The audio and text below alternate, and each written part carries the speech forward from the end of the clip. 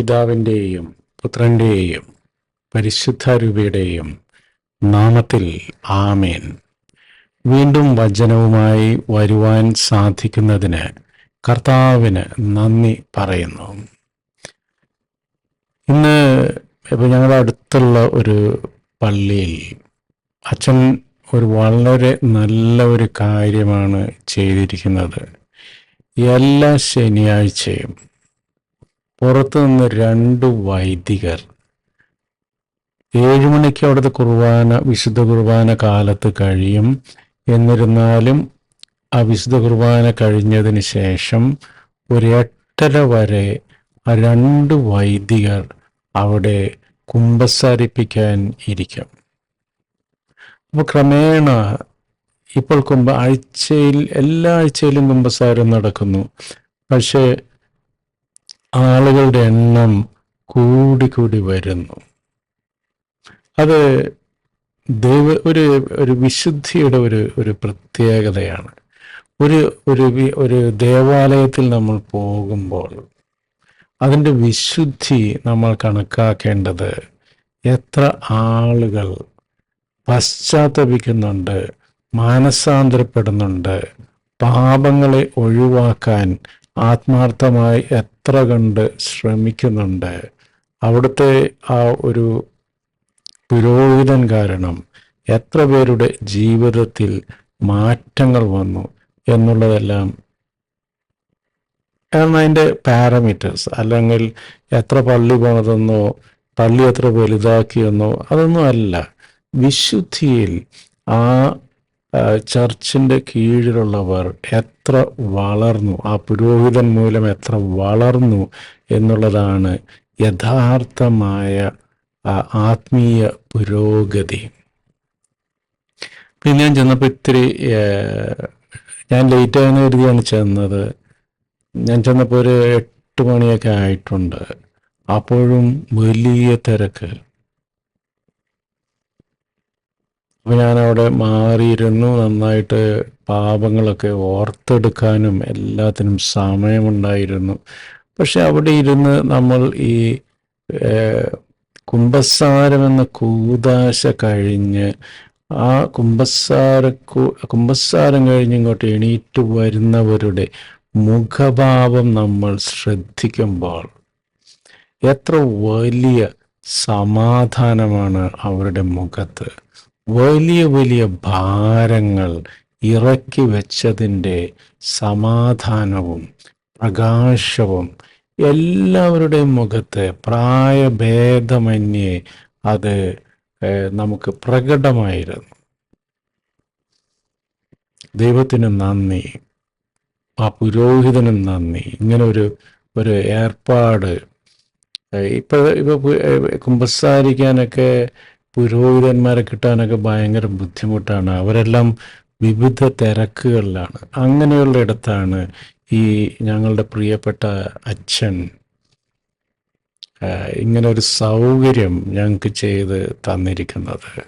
ദൈവം അച്ഛനെയും എല്ലാവരെയും സമൃദ്ധിയായി അനുഗ്രഹിക്കട്ടെ. ഞാനിത് പറയാൻ കാരണം, ഇതൊക്കെ സംഭവിക്കുമ്പോഴും ഞങ്ങളുടെ നാട്ടിൽ 2 ദിവസം മുമ്പ് ഒരാളും കൂടെ ആത്മഹത്യ ചെയ്തു. അയാളും ക്രിസ്തുവനിയായാണ്. എന്തുകൊണ്ടിത് സംഭവിക്കുന്നു? തീർച്ചയായും ക്രിസ്തുവിൻ്റെ അഭാവമാണ് ഇതിന് കാരണം. ദൈവത്തിൻ്റെ വെളിച്ചം ഒരാളുടെ ജീവിതത്തിൽ ഉണ്ടെങ്കിൽ അവന് ഒരിക്കലും ആത്മഹത്യ ചെയ്യേണ്ടി വരില്ല. അപ്പം അതുകൊണ്ട് ആരും പെർഫെക്റ്റ് അല്ല, എല്ലാവർക്കും പ്രോബ്ലങ്ങൾ ഉണ്ട് എന്ന് മനസ്സിലാക്കി നമ്മുടെ പാപങ്ങൾ നമുക്ക് കർത്താവിനോട് ഏറ്റുപറയാം. അതിനുള്ള ഒരു എളിമ നമുക്ക് സ്വയം സ്വീകരിക്കാം. കർത്താവിൻ്റെ മുമ്പിൽ പശ്ചാത്തപിച്ച് നമ്മുടെ പാപങ്ങൾ ഏറ്റുപറയുമ്പോൾ തന്നെ നമ്മുടെ ജീവിതത്തിലേക്ക് പ്രകാശം കടന്നു വരുന്നു. അവിടെ അച്ഛൻ്റെ യോഗ്യതയും ഒന്നും നമ്മൾ നോക്കേണ്ട കാര്യമില്ല. അവിടെ ഇരിക്കുന്നത് ക്രിസ്തുവാണ് എന്ന ബോധ്യത്തോടെ നമ്മൾ നമ്മുടെ പാപങ്ങളെ ഏറ്റുപറയുമ്പോൾ വീണ്ടും നമ്മുടെ ജീവിതത്തിലേക്ക് പരിശുദ്ധ അരൂപി വരികയും നമ്മൾ വീണ്ടും ഇരുളിൽ നിന്ന് നമ്മുടെ ജീവിതത്തിൻ്റെ ഇരുൾ മാറി നമ്മൾ വെളിച്ചത്തിലേക്കും ശുഭാപ്തി വിശ്വാസത്തിലേക്കുമൊക്കെ നയിക്കപ്പെടുകയും ചെയ്യും. ഇപ്പോൾ ഇന്നത്തെ വചനം 1 യോഹന്നാൻ 1 മുതൽ 8 വരെയുള്ള 1 യോഹന്നാൻ 1-ാം അധ്യായം 8-ാം വാക്യം. നമുക്ക് പാപമില്ലെന്ന് നാം പറഞ്ഞാൽ അത് ആത്മവഞ്ചനയാകും, അപ്പോൾ നമ്മിൽ സത്യം ഇല്ലെന്ന് വരും.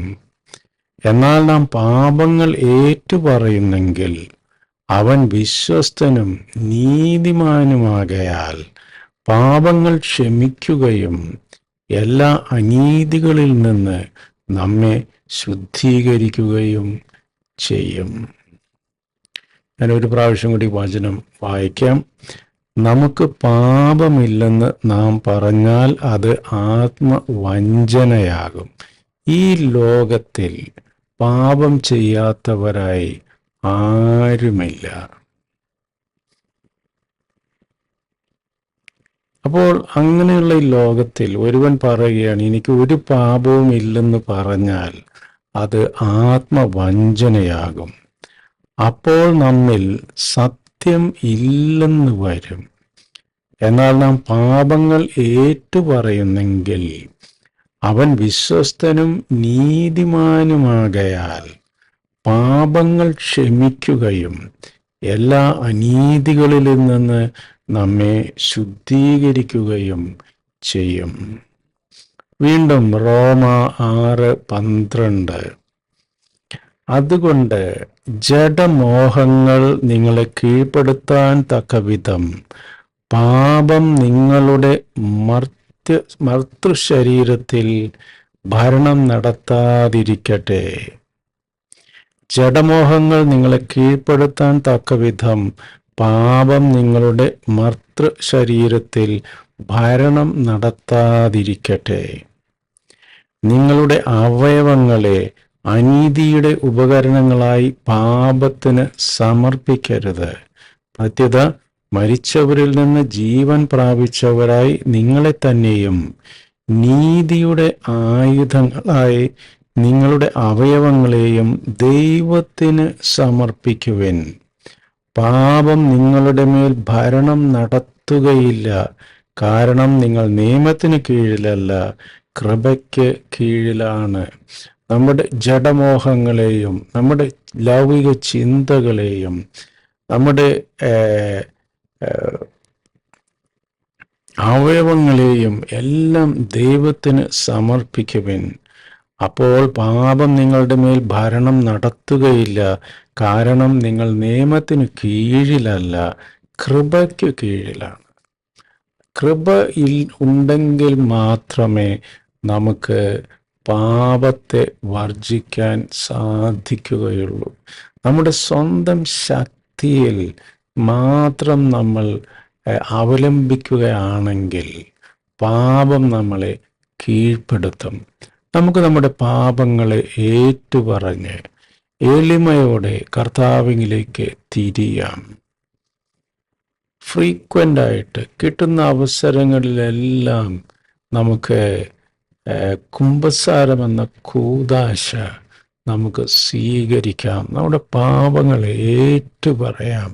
വീണ്ടും പ്രകാശമുള്ളവരായി മാറാം. ഈ ലോകത്തിലൂടെ കടന്നു പോകുന്ന നമ്മളുടെ മേൽ ചെളി തെറിക്കാതിരിക്കുകയില്ല, തീർച്ച. അപ്പോൾ അടിക്കടി നമ്മൾ നമ്മളെ ശുദ്ധിയാക്കേണ്ടതായിട്ടുണ്ട്.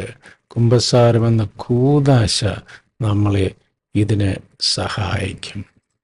കർത്താവിൻ്റെ കൃപ നമ്മുടെ എല്ലാവരുടെയും മേൽ കർത്താവ് ധാരാളമായി ചൊരിമാറാകട്ടെ. നമ്മളെ വിശുദ്ധിയിൽ കർത്താവ് മുന്നോട്ട് നയിക്കട്ടെ.